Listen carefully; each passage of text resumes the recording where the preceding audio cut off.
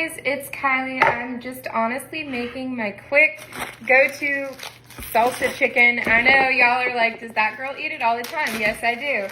All I'm doing is I'm taking 2 chicken breasts,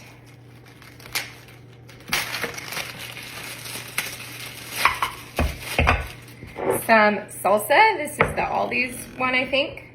Nope, yeah. Okay, there we go.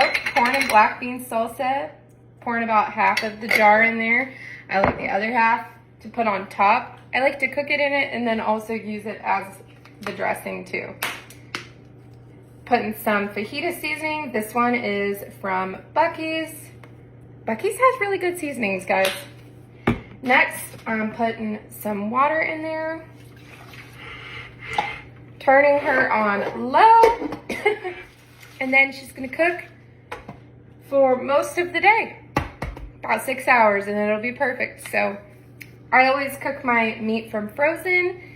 It's gonna sit all day, it'll be perfect. It took me 1 minute to throw this together. So I love y'all, I hope you have a good day.